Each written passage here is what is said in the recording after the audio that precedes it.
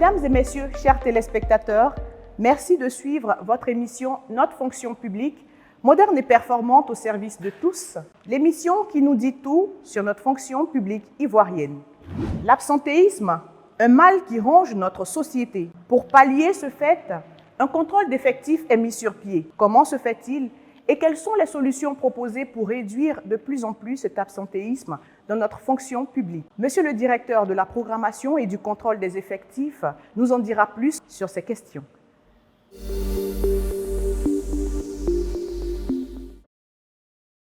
Nous sommes sur notre plateau et nous sommes en compagnie de notre invité du jour. Bonjour, Monsieur Ado Daniel Junior Loa. Bonjour, madame. Directeur de la programmation et du contrôle des effectifs au ministère de la fonction publique. C'est exact. Avec vous, nous parlerons du contrôle des effectifs, justement. Pourquoi contrôler les effectifs? Est-ce que vous suspectez vos agents de ne pas venir au travail?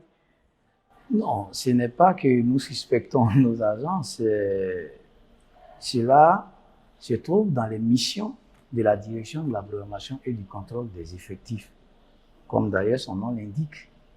Donc nous avons pour mission, entre autres, de procéder au contrôle des personnels des services de l'administration publique et des établissements publics nationaux. Quel est le mécanisme ou les mécanismes mis en place pour un contrôle efficace et efficient des effectifs?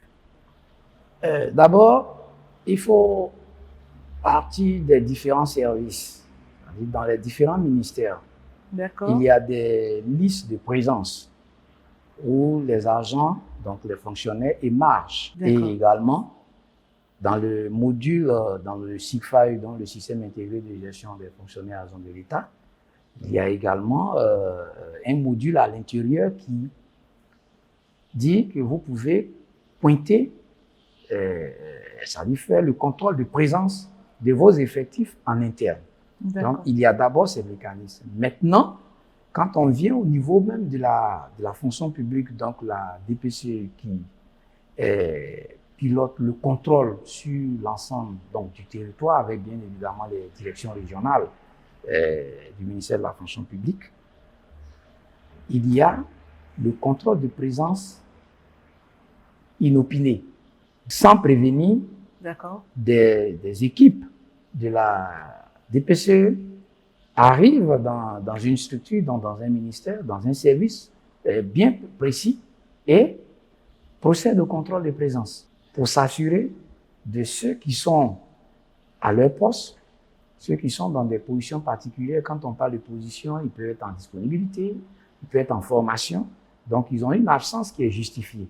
D'accord. Pour ceux qui n'ont pas d'absence justifiée, alors nous prenons note qu'ils sont absents. D'accord. Donc, voici entre autres mécanismes dont on fait également le contrôle, comme cela se fait en ce moment, le contrôle de présence électronique. Mais ça, c'est à un moment bien donné et une campagne d'information est d'abord faite avant de procéder à ce contrôle. Vous avez parlé du SIGFAE tout à l'heure. On va parler maintenant des zones, des hameaux reculés, où le chef de service doit pointer via SIGFAE pour son agent. Mais on a un problème de connexion dans ces hameaux et dans ces villages. En ce moment-là, comment ça se passe? C'est vrai, comme vous le dites, mais chaque fois qu'une difficulté se présente, toutes les structures à l'intérieur saisissent ici en centrale. Donc, ceux qui sont connectés sur le SIGFAE, c'est parce que déjà, ils ont la connexion Internet. Mais lorsque le problème de connexion se pose, c'est des questions qui sont communiquées ici en centrale et la direction des systèmes de l'information, dont la DSI, s'en charge. On va parler des sanctions. Quelles sont les sanctions encourues par l'agent si on constate son absence notoire à son poste? Lorsque une absence d'un fonctionnaire est constatée, d'accord, donc si cette absence n'est pas justifiée, alors le salaire est mis sous contrôle. Qu'est-ce que veut dire salaire mis sous contrôle? Le salaire est arrêté, c'est-à-dire il ne passe plus. D'accord. Il ne passe plus. D'accord. Parce qu'il y a la notion de suspension du salaire. Mais il faut nuancer les deux. Pour bien comprendre, c'est-à-dire que le salaire est bien traité, mais il n'est pas viré sur le compte de l'agent. Il n'est pas viré. D'accord. Il n'est pas viré. Et donc, il est mis sous contrôle pour une période bien déterminée. C'est-à-dire 3 mois. Donc, on parle de mesures conservatoires. On donne un délai pour que le fonctionnaire qui constate que son salaire n'est plus viré de venir justifier son absence. Parce qu'il va forcément réagir. Bien sûr. Son revenu ne passe plus. C'est ça. En fait, si vraiment il est vivant, sur le territoire, voilà, et qu'il est vivant, il oui, saura que son salaire ne passe plus. En ce moment, il va forcément mener une action. Et c'est lorsqu'il va venir se plaindre que son salaire ne passe plus, alors on va dire, bon, voici les raisons pour lesquelles vos salaires ont été mis sous contrôle. Il faut que vous justifiez ce temps d'absence. Alors, la deuxième sanction, donc, c'est toujours sur le salaire que nous jouons, mais après 3 mois, il passe dans une autre zone. C'est-à-dire que le salaire ne passe toujours pas, mais cette fois-ci, il est considéré suspendu. Et quand il est suspendu, là, il faut que sa situation soit analysée par le conseil de discipline. Là, en ce moment, c'est comme s'il passait devant un tribunal pour pouvoir pour justifier son absence. D'accord. Monsieur le directeur, petit cas pratique, je suis un agent, j'ai été pointé absent à plusieurs reprises par mon chef de service via le logiciel SIGFAE. Je reviens vous dire que je suis là, je suis bel et bien là. Comment est-ce que je rentre maintenant dans mes droits?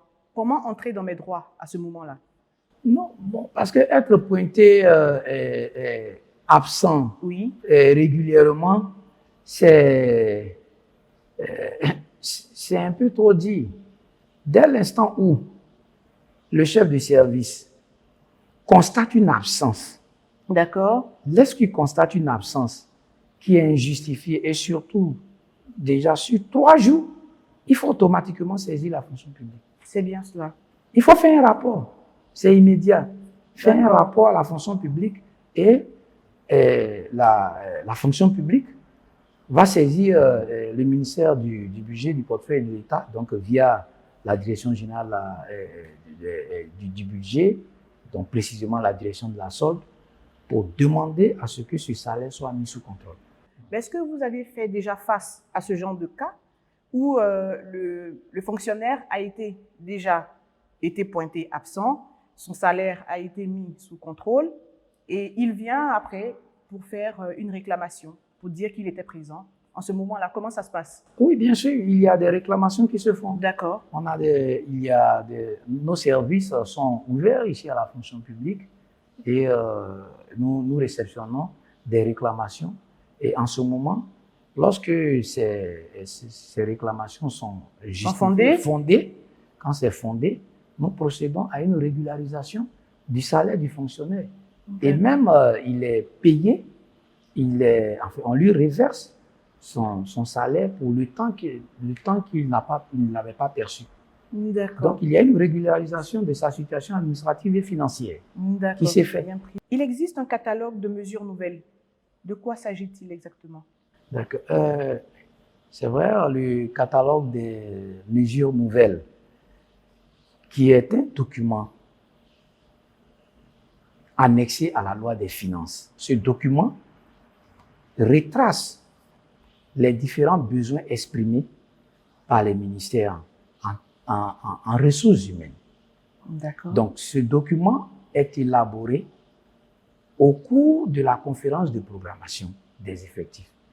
Alors, si nous prenons une année bien donnée, si nous faisons la conférence de programmation des effectifs pour l'année 2022, c'est au cours de cette conférence que le catalogue des mesures nouvelles pour l'année 2023 sera arrêté. D'accord. Donc, il aura en son sein les besoins pour l'année 2023 pour l'année, parce qu'il faut étaler ses besoins, c'est ce que nous demandons aux différentes structures, pour l'année donc 2023, pour l'année 2024 et pour l'année 2025. Donc ça se fait, c'est une prévision de façon triennale sur 3 ans. En fait, il faut pouvoir aligner cette programmation sur une autre programmation qu'on appelle la programmation pluriannuelle des dépenses. Parce que c'est pourquoi on parle de postes budgétaires. Donc, il faut aligner cela sur le budget que l'État va voter d'année en année. Mais il est prévisionnel sur 3 années. C'est des ajustements qui vont se faire à chaque période avant le vote au Parlement.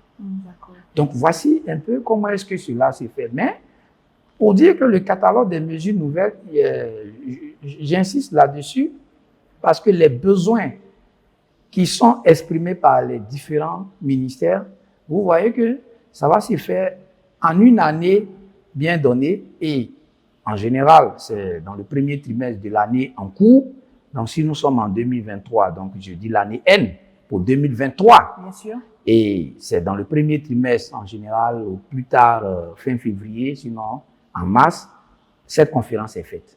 Et jusqu'en décembre, donc dans le dernier trimestre de l'année, le Parlement va voter la loi des finances et donc le catalogue sera annexé. En ce moment, il va être exécuté, ce catalogue va être exécuté, c'est-à-dire en termes d'organisation de concours administratifs, ça va se faire au cours de l'année suivante. C'est-à-dire, pour une conférence de programmation de 2023, vous allez avoir le catalogue des mesures nouvelles pour l'année 2024. Parce que c'est le budget de l'année 2024. Et en même temps, des prévisions d'effectifs pour 2025 et 2026. Donc, voici un peu ce que nous appelons le catalogue des mesures. D'accord. Merci, monsieur le directeur, pour cet échange fructueux. Et que retenir du contrôle des effectifs? Il est très important de comprendre que le contrôle des effectifs permet au gouvernement de suivre l'évolution de la masse salariale. Et là, qui parle de la masse salariale parce que l'État est également à des partenaires, il y a des partenaires techniques. Et nous sommes dans une communauté et tous ces indicateurs sont suivis. C'est bien cela. Donc, il faut savoir exactement qui est payé. Est-ce que celui qui est payé est effectivement au travail? Parce qu'il ne faut pas payer quelqu'un, il ne faut pas payer des gens à ne rien faire. Bien sûr. Donc, voici ce que je voudrais dire concernant le contrôle de présence des effectifs. Merci, monsieur le directeur, pour votre présence sur ce plateau.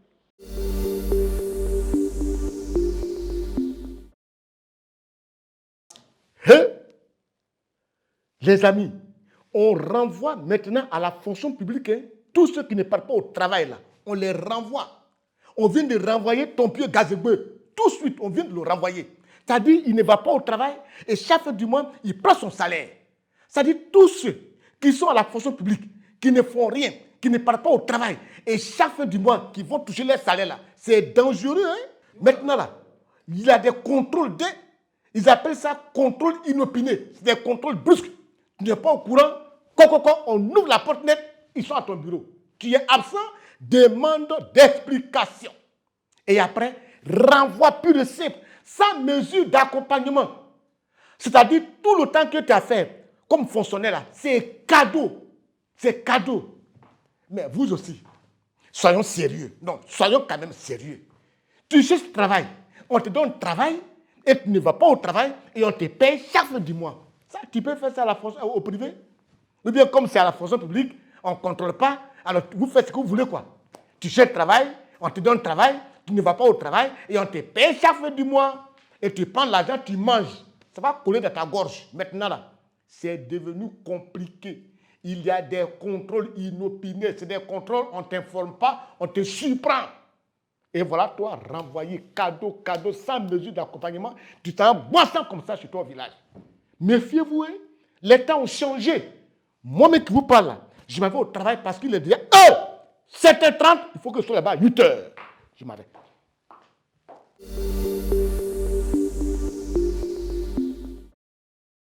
Mesdames et messieurs, Ainsi prend fin notre émission. Nous espérons que vous avez tiré parti de tous ces différents sujets. Nous, on se donne rendez-vous la semaine prochaine. D'ici là, portez-vous bien et à bientôt.